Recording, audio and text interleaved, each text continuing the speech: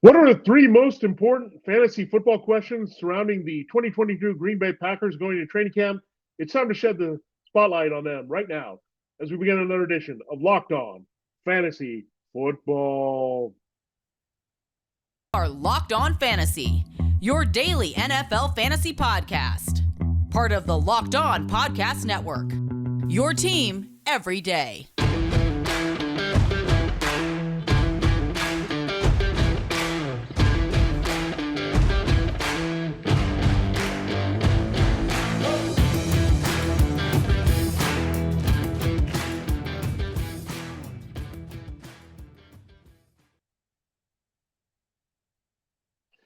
Greetings, everyone, and welcome to another edition of the Locked On Fantasy Football Podcast. As usual, I'm your host, Vinnie Iyer, and I'm not doing this. I'm writing about NFL and fantasy football for sportingnews.com. We're in advanced scouting mode here on the show. A few more amount of shows here for you in June as the NFL quiets down ahead of training camp, and that's what we're looking at with these teams to try to set the table for all 32 teams. We've gotten through the entire NFC East. We've gone through half the NFC North. So 6 teams down, 26 to go. Up today, the Green Bay Packers. Yeah, this is a team that we really want to dive into, and we know we have some questions about what we can expect from their production here for fantasy football across the board. So like we've done with the other teams, we'll look at the quarterback situation, the running back situation, and look at what's going on at wide receiver and tight end here. The biggest questions in those categories here for you on Locked On Fantasy Football. Thanks for making Locked On Fantasy Football your first listen today. We're free and available to you on all platforms. Today's episode is brought to you by Blue Nile. Make your moment sparkle with jewelry from BlueNile.com, and Locked On Fantasy Football listeners will get $50 off purchase of $500 or more. This podcast exclusive includes engagement. Use the promo code Locked On at checkout for that discount. All right. The Green Bay Packers, Vince Lombardi's team. Well, now it's Matt LaFleur's team. It wasn't Mike McCarthy's team. It is still Aaron Rodgers' team here in 2022. So, yeah, we always have a lot of questions about Aaron Rodgers, don't we? We're not going to talk about who he's dating. That's not a question that we care about that much. How much money he's making. Is he finally happy in Green Bay? Has he found the secret to life's happiness? Okay, we're not going to talk about that. Is Aaron Rodgers going to keep it up as an MVP level fantasy football producer? That's what we want to know. And how is he going to be affected by losing his buddy Davante Adams? This is definitely concerning. He also lost Marquez Valdez-Scantling, the favorite hyphenate big play threat there that he had. Robert Tonyan coming off a big injury there at tight end. He's now adjusting to second-round pick Christian Watson. You have Al Lazard. You have his old buddy Randall Cobb still in the mix. What are we going to get out of Aaron Rodgers, folks? Is he still a QB1? I'm going to say yes. He's going to make it work. He's very good when he doesn't have one particular guy to spread around. We saw it early in his career. Remember when he had that spike in 2010 and the Packers went on that wild card run to win Super Bowl 45, and Jordy Nelson wasn't totally established. He was a very good receiver. He'd have Greg Jennings, and then he kind of went from Donald Driver to Greg Jennings to Jordy Nelson. Then Adams came along. So he finds a way. He elevates the next guy. And he's more dangerous when you're not keying in on one guy, I think, in some way. So, again, Rodgers is the maestro of this orchestra. It doesn't matter how the other numbers come about here. I mean, we're going to look at that specifically when we look at the fantasy football receivers production here for the Packers. But in terms of Aaron Rodgers, again, will they lean more in the running game? There's some of that expectation, but really look at the numbers in Matt LaFleur's first season where Rodgers was a disappointment, that a lot of people didn't invest highly in him in 2020. Then he came back big and did that. Then he said, okay, is he going to duplicate things in 2021 at MVP level with big numbers? And he did it again with Adams. So without Adams, there's certainly a little bit of question on how he's going to work this pecking order, but he's done it before. He's gone through this transition from go-to guy to go-to guy. Could Al Lazard be the guy here? And Rodgers has a lot of trust level with him. A couple of years ago, it was really about the touchdown regression. Rodgers didn't have a lot of touchdowns. Aaron Jones had that 19 touchdown year. We've seen that has come back down with Aaron Jones now having A.J. Dillon cut into his work as well as Kylan Hill.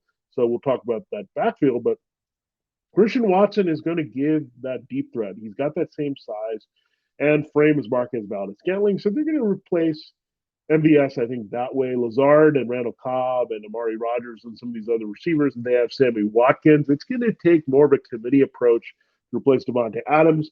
And what did Davante Adams give you most? The scoring. He was a very consistent double-digit touchdown guy for the Packers, playing off Aaron Rodgers, very good route runner. Didn't make all the big plays. He started stretching the field and being a little bit more effective in that sense, a little bit more. Christian Watson can provide some of that, but you do have Watkins, who can be a short area guy, short to intermediate. He's a veteran pros pro right now. He's played with elite quarterbacks there, played with a couple previous MVPs. So this is the third MVP in a row for Sammy Watkins. Played with Patrick Mahomes and Lamar Jackson. Now he comes over so he can boost Aaron Rodgers. So he has an understanding of the greatness of quarterback. That should be something special here that we look at for the Packers. So really good potential here as the wide receiver by committee is at work here for Aaron Rodgers. Now, I'm not going to say Aaron Rodgers, I'm going to say top quarterback here in fantasy. No, we know it's going to be tough to squeeze in the guys that we have at the top, including Josh Allen, Patrick Mahomes, Justin Herbert, Lamar Jackson with the rebound with his running ability, Deshaun Watson, he can stay on the field. The Browns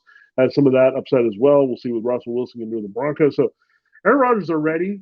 He's kind of that Tom Brady realm and that the middle QB1 range. He's still in the conversation. He's still a prolific player. The talent is the number one thing we're looking at in fantasy football. He seems happier again with blue of earth, his reported girlfriend. So maybe he'll find some green of scoring here quite a bit here with Aaron Rodgers again in 2022. So I'm not going to say it's going to duplicate the MVP season. You just can't lose Adams and take a little bit of hit, but the numbers are going to come elsewhere, just like we saw a little bit with Patrick Mahomes with all the Chiefs replenishments there at wide receiver. The Packers are worked on a little bit, but they're also confident in some of the guys they had. Their main guys trying to replace the targets there. Watson, Watkins, there. They'll have a bigger role for Amari Rodgers, who's been hurt. He's a secret weapon there. Romeo Dubes, another rookie there that could be in the mix. And Toure also is a rookie that we're going to look at on this roster. But when you look at overall, I mean, it's going to take multiple guys to replace that production again. You just have to get that touchdown. The yardage is going to be tougher. I don't suddenly see a big pivot again to being a rushing heavy team here. They're very effective at running the ball, but their offensive line is not what it was again and holding things up front. So again, Rodgers is going to be chucking it there quite a bit. So again, he's not that top QB1 because the running ability is not there, and the Adams situation changes things. But overall, if you're looking for that good, solid plug-and-play value from Aaron Rodgers, you're going to get that. Not a lot of mistakes and plenty of big games with multiple touchdowns still in the works for Rodgers. So I think right now you always operate with his ceiling being about the 40 touchdowns. His floor is around 32 touchdowns. Anywhere falling to that range with some of the yardage and pushing for 4,000 yards consistently, you feel good about Aaron Rodgers still as a QB1.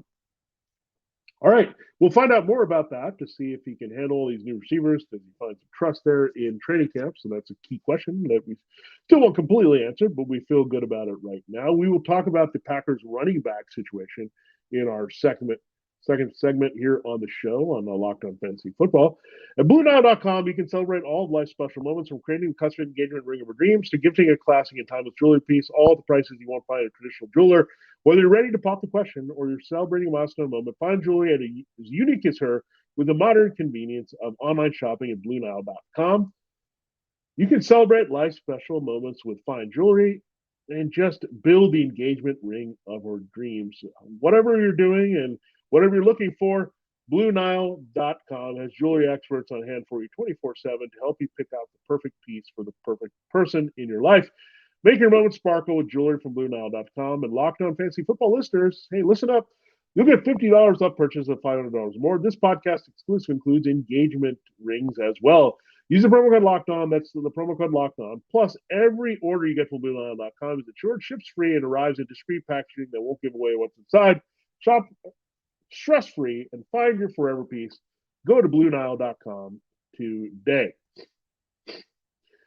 All right, it is time to continue looking at the 2022 Packers heading into training camp. We'll focus on the running backs and the rushing attack here in our second segment. Before we do that, I do have to ask you a favor. It's an important favor to ask you. We put together a survey so we can learn more about listeners like you and make your favorite Locked On podcast even better. This is your opportunity to tell us what you like and don't like about Locked On Podcast. Go to LockedOnPodcast.com/survey right now to get started. It won't take very long, and everyone that completes the survey can qualify for a chance to win one of 10 $100 Ticketmaster gift cards. Take our audience survey. Go to lockedonpodcast.com/survey. Thanks again in advance for your help. Okay, we need some help figuring out what's going on with the Packers backfield situation. The key question, is Aaron Jones done as a feature back? Yeah, I'm not sure on this one. I think they still want to give him the majority of the touches. He's got a big contract. A.J. Dillon, however, is a special back. He's shown that he can be an adept receiver as well. He came in as a power back, very strong. We know the tree trunks for legs, very strong. Power back, that was a compliment there, but he's proved to be a lot more. They're more interchangeable in this offense than we think. But Aaron Jones is the big bucks guy. He could be slowing down a little bit. He's had some volume here previous years. A.J. Dillon is more of the fresher legs. You also have Kylan Hill. I liked him there in the Big 12. He's in the mix here behind Jones and Dillon now. This is a complicated question. I think if you're looking at a half-point field point PPR, Jones has got to be a key role as a receiver to help Aaron Rodgers. So he's going to be a big part of that mix. I think A.J. Dillon, even though he's adept at times in the passing situations, either pass protection or pass catching, that's not his strength where it plays. So we might see Aaron Jones have a little bit of the touchdown limitations here. I don't know if he can really go nuts with Dillon also being a force.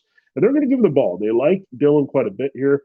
Jones is still the guy, but again, this actually might work out in his favor because, again, I think he's kind of in the forgotten man, not in the fact that, okay, the Packers are solely going to be a running team with Davante Adams and just lean on that, but the fact that Jones is special in that capacity. We know he's a very good screen guy, he's a very good flare pass guy, dump offs, whatever you're looking for with Aaron Jones, he's going to deliver. He likes wheel routes, anything there. So Rodgers is going to build some trust in the younger receivers. It's going to take time with Watson. Amari Rodgers just kind of being fully healthy. You have Romeo Dubes and Toure getting on the same page here. You have Sammy Watkins, a newcomer to the team.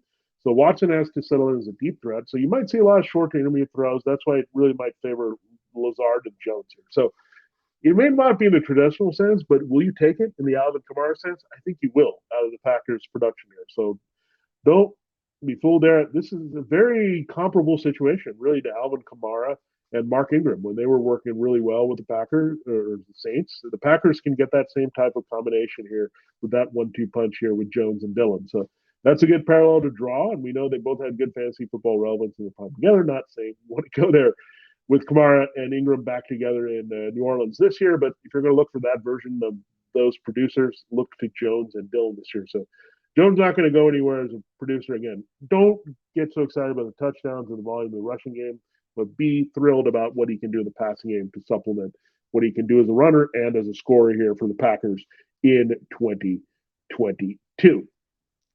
All right, that's the key question. Will Aaron Jones still be trusted as a feature back in fantasy? Yes, to some degree. However, look at it in a little bit different way here for him. Now, we will get into the Packers receiving core. That's what you wanted to hear. What's going to happen here with this receiving core, what the pecking order is going to be. We'll explore that in our final segment here, Locked on Fantasy Football. Don't you love a chewy chocolate brownie? What about a caramel brownie with caramel swirled on top? So good. What if I told you that you can have all that chewy chocolate deliciousness and also get 17 grams of protein for your day? You're lucky, because caramel brownie bars are available at built.com, and you got to get them fast because they're going to be gone. They're fan favorite. People love caramel brownie. It's one of their classic flavors there at Built. Forget about dessert. These are better than dessert, better than candy bar, better than cake, better than brownies.